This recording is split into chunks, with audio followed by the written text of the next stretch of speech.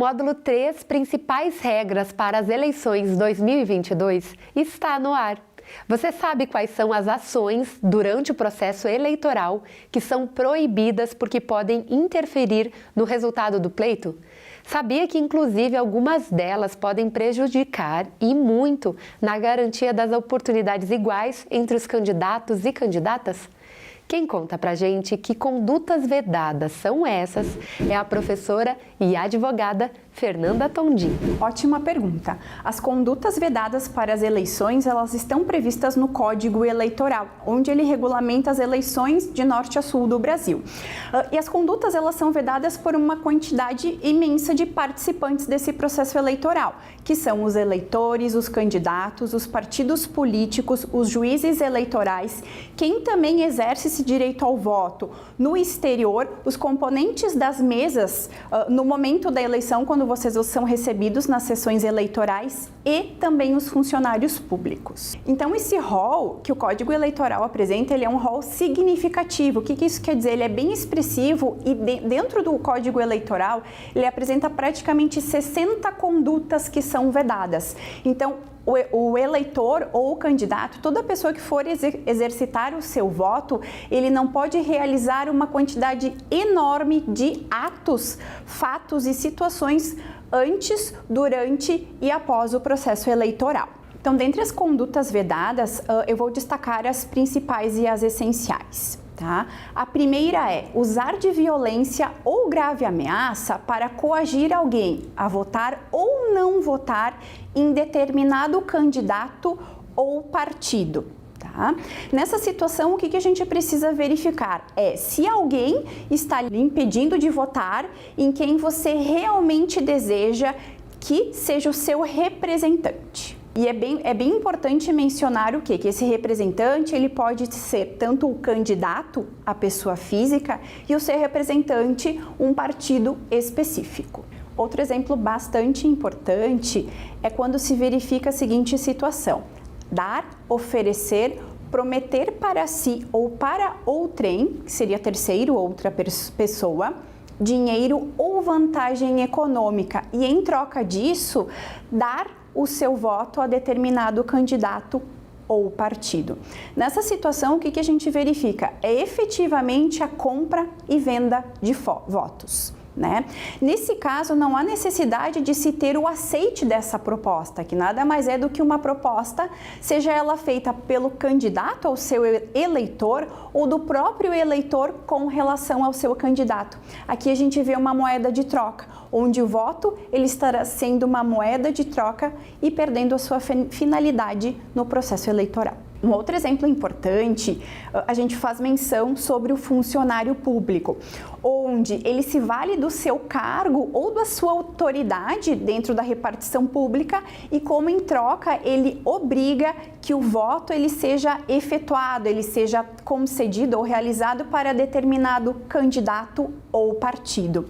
O que nós encontramos nessa situação de forma específica é o abuso de autoridade.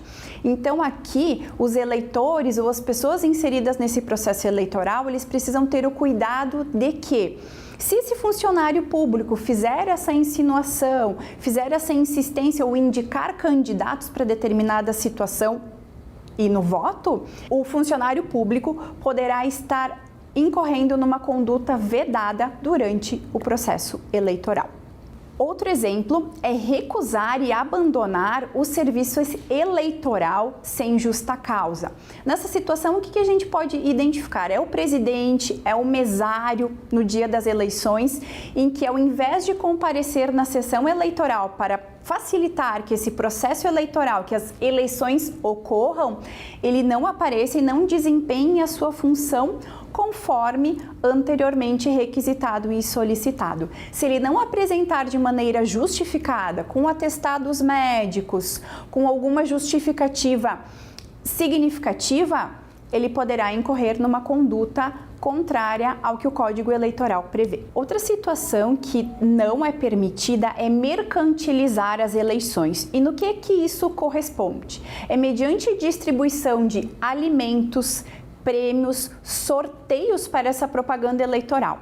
Aqui o que a gente tem de exemplo prático é a distribuição de cestas básicas como em troca ou como moeda de troca o voto para determinado partido ou candidato. Outra situação que a gente precisa fiscalizar e também controlar é no seguinte sentido: quando a apropriação de recurso destinado ao financiamento eleitoral e esse recurso ele é utilizado em proveito próprio ou alheio. O que isso quer dizer? São recursos públicos que não são destinados efetivamente para as campanhas, para o momento eleitoral, mas que eles acabam sendo utilizados para benefício próprio, de forma privada. Para cada uma dessas condutas vedadas, que eu elenquei os exemplos anteriormente, são previstas sanções, penalidades, e dentre elas o que nós encontramos no nosso Código Eleitoral. São penas de reclusão, de detenção, cassação do cadastro do candidato, né? E também multa. Então, essas são as principais condutas vedadas e as suas proibições no nosso Código Eleitoral. Existem tantas outras. O que a gente, na condição de eleitor, e a gente acaba passando por todo o processo eleitoral, precisamos fazer nesse momento?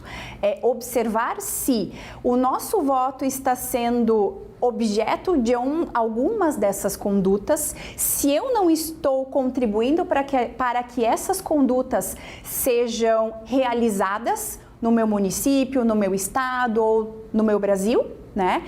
Preciso contribuir para que essas condutas não aconteçam ao longo do processo eleitoral. Viu só como é importante saber o que é proibido em ano eleitoral? Essas regras garantem eleições limpas que asseguram uma disputa justa entre todos os candidatos e candidatas. No próximo vídeo, vamos entender mais sobre quem paga as campanhas eleitorais. Te encontramos lá. Até! Nosso voto, nossa voz.